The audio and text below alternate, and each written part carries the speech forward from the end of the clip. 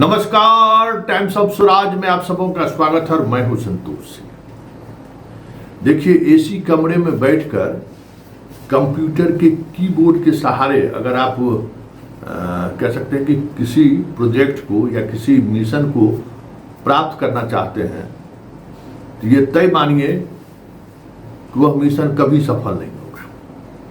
Satellite launching का भी मसला हो, चाहे प्लेन उड़ाने का भी मसला हो, पायलट पहले सभी जगहों का मुआयना करता है, उसके बाद इस पर मनन करता है कि कैसे हमको लॉन्च के लिए कौन सा समय उपयुक्त होगा, विंड का क्या उस समय में रहेगा, तापमान क्या रहेगा, सब कुछ गणना करने के बाद कदम आगे बढ़ाते हैं।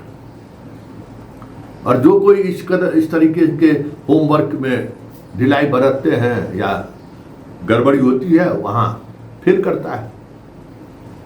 एस सिद्धार्थ जी 80,000 से अधिक शिक्षकों का तबादला किया। उनकी बात ही अगर माने तो कोई सोच नहीं सकता है, लेकिन जिसका तबादला हुआ है वो भी असंतुष्ट है, जिसका नहीं हुआ वो भी असंतुष्ट है। वजह क्या है कि आप उस चीजों का होमवर्क नहीं किए। कंप्यूटर पर आए, चॉइस देखे, नहीं मिला, इसको फलाने जगह भेज दीजिए। अब वो स्कूल में बिल्डिंग है कि नहीं, उस स्कूल में जाने का रास्ता है कि नहीं, उस जगह जाने वाले लोगों जो शिक्षक जा रहे हैं वो विकलांग तो नहीं है, जो शिक्षक जा रहे हैं वो कैंसर पीड़ित तो नहीं है, किडनी फेल तो नहीं है। एक कल हमको फोन की एक नालंदा की शिक्षिका, उसका दोनों किडनी बदलाया हुआ है और उसको ऐसे जगह पर पोस्टिंग दे दिया है वहाँ 6 किलोमीटर उसको पैदल चलना है। अब वो ज्वाइन करने की स्थिति में नहीं है। ज्वाइन पर जो पुराने स्कूल में है वहाँ रहे कि नए स्कूल को ज्वाइन करें, इस उधेड़ बुन में दोनों हाथ से उनका निकल गया। तो ये सारी चीजें जो हैं इसलिए हुई कि जो होमवर्क करना चाहिए था विभाग को कि भाई किस कैटेगरी के शिक्षकों को किस कैटेगरी वाइज स्कूल में देना है, इसकी पहले 8 महीने के इस मंथन के दौरान अगर इन बातों का भी ख्याल रखा जाता तो ये परेशानी नहीं होती।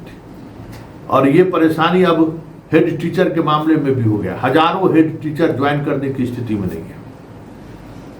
और जो टीचर देखिए ना विभाग का, अब भाई अब ज्वाइन कर रहा है तो पदभार ग्रहण कब करेगा, कैसे करेगा, कोई गाइडलाइन नहीं है अभी तक शिक्षकों पर। योगदान कर लिए, अब स्थिति ये है कि अब जो हेड टीचर है वो घूम रहे हैं कि करना क्या है हमको। अरे भाई, जिस दिन ज्वाइन करेंगे उस दिन प्रभाव की तो कोई नोटिफिकेशन होना चाहिए विभाग का कि आप उसको प्रभार दीजिए, और आज के बाद जो है सो सारी कार्य की जिम्मेवारी हेड टीचर की होगी। कुछ तो कीजिएगा, कुछ नहीं। हेड टीचर से और क्या स्थिति हुआ कि जिसमें बीपीएससी वाले 94 बैच वाले बहुत सारे लोग शिक्षक हैं, 35,000 वाले बहुत शिक्षक हैं, उन सब जगहों पर भी हेड टीचर की पोस्टिंग कर दी गई है। अब बताइए कि किसका अपमान होगा और उसका चलने देगा जो नेगा जिसको नियोजित वाले को भेजे वो तो इसी। और दिक्कत क्या है, जो लोग बीपीएससी टीआरई 1 और टीआरई 2 को कोस रहे थे कि बड़का काबिल बनता है बीपीएससी शिक्षक सब, उसी मनोरोग से ये लोग भी ग्रसित हैं कि देखिए हमको बैठने के लिए कुर्सी नहीं दे रहा है, हमको अलमीरा का चाबी नहीं दे रहा है, हमको पूरा हिसाब किताब नहीं। अरे भाई, अभी जुम्मा एक दिन पहले तुम भाई स्कूल ज्वाइन किए हो और तुम्हारी ये स्थिति है। तो अब ये सुबह वैशाली जिला का कोनो हेड टीचर बना है, कहा कि हमारे साथ मिसबिहेव कर रहा है। हमको तोरा मिसबिहेव भी नहीं कर रहा है, 1 महीना में तोरा स्कूल जाना मुश्किल कर देगा। तू कलेक्टर बन के गया है कि बीडीओ साहब कि सीओ साहब? अरे जाके सामंजस्य बैठा के स्कूल चलाइए। सरकार जो काम किया है ना उस काम में ये तय मानिए कि हर स्कूल में मार होगा। हेड टीचर को लगता है कि हम बीपीएससी से आए, हम गवर्नर जनरल हैं, तो पहले से जो वहां टीचर है वो घास थोड़ी चरा रहा है। ऐसा पॉलिटिक्स करेगा जो सब हेड टीचर ही निकल जाएगा, हवा निकल जाएगा, मुकदमा हो जाएगा, गांव वाला पीट देगा। स्वाभाविक है भाई, ये प्रोफेशन जीरो पर, सरकार का जो सबसे निचली इकाई है वहां पर जाकर आपको काम करना है। वहां कई तरह की समस्याएं हैं पहले से, उस बीच आपको काम करना है। एक तो ये बड़ी समस्या आने वाले समय में है कि भाई हेड टीचर और जो पुराने शिक्षक है उसके बीच जम के विवाद होगा। अगर हेड टीचर इस मानसिकता से अगर गए स्कूल में, भाई हम तो बीपीएससी वाले हैं, हेड मास्टर साहब, हम तो बाप कलेक्टर साहब हैं, तब तो समझिए गए। आपको वहाँ सामंजस्य बना कर ही स्कूल चलाना होगा। ये तो आने वाले समय में समस्याएं होगी, क्योंकि जिस तरीके से पोस्टिंग सरकार ने की है ना, ये समस्या आने ही आनी है।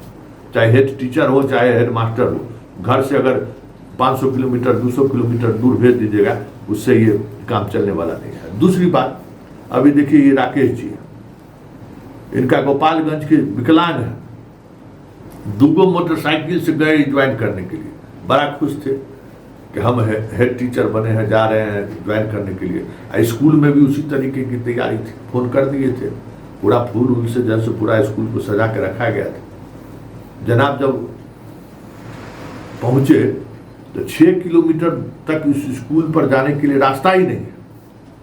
तो गनीमत समझिए कि अभी बारिश नहीं हुई है, नहीं तो सब पर तो इतना पानी रहता, 5 फीट 6 फीट पानी रहता। उस स्कूल में इस जनाब की पोस्टिंग हो गई है और ये बड़ी उत्साह के साथ गए। जब गए तो वीडियो देखिए, जब वहाँ गए तो देखते हैं कि कुछ है ये नहीं है, रास्ते नहीं है। अब हमें आश्चर्य लगता है कि जहाँ रास्ता नहीं है वहाँ इस तरीके का स्कूल कैसे खड़ा हो गया भाई। कहीं मन हुआ जंगल में जाके स्कूल खोल दो, बिल्डिंग बना दो। बस बिल्डिंग बनाने का प्रोजेक्ट मिला नहीं कि जगह है चाहे नहीं है, जैसे भी सरकार का जगह अगर गंगा के बीच दियारा में भी है ना, जाके स्कूल खोल दो, वहाँ बच्चा पहुंचे चाहे नहीं पहुंचे, स्कूल बना देना है, बिल्डिंग खड़ा कर देना है। और इस बिल्डिंग खड़ा करने का नतीजा देखिए कि राकेश जी को पैदल जाने में जैसे 2 मोटरसाइकिल के साथ किसी तरीके से पहुंचे वहाँ। अब जब पहुंचे तो देख कर हैरान, यहाँ तो हम आ ही नहीं सकते हैं रोज, विकलांग आदमी 6 किलोमीटर कैसे पैदल चलेगा।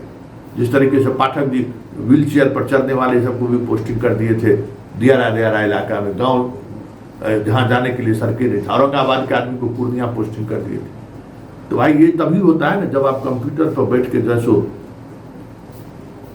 कंप्यूटर के कीबोर्ड से आप खेलते हैं, और जब कंप्यूटर के कीबोर्ड से खोलिएगा तो इसी तरीके की पोस्टिंग होगी। ये तय मानिए कि प्रधान शिक्षक में भी हजारों प्रधान शिक्षक ज्वाइन नहीं करेंगे, और हजारों ऐसे प्रधान शिक्षक जो पूरा एकदम ताव देके जा रहे हैं कि अब तो हम बीपीएससी वाला हेड मास्टर हैं।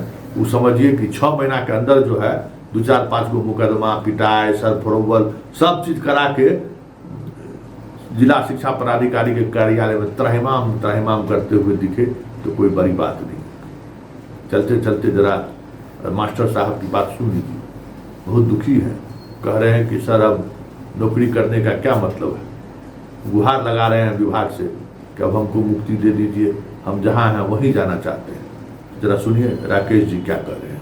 मैं राकेश कुमार पांडे, गोपालगंज डिस्ट्रिक्ट में गोपालगंज प्रखंड में रामपुर टेंगराई जो दियर क्षेत्र में आता है, जो सड़क नहीं होने के कारण मैं यहाँ योगदान करने में असमर्थ हूँ, क्योंकि मैं शारीरिक रूप से दिव्यांग हूँ। और इसके लिए मैं माध्यमिक शिक्षा निदेशक से प्रार्थना करता हूँ कि किसी दूसरे जगह जहाँ पे सड़क की व्यवस्था हो वहाँ पे हमको विद्यालय अलॉटमेंट का काम किया जाए। इसके लिए मैं सर का सदा आभारी रहूँगा।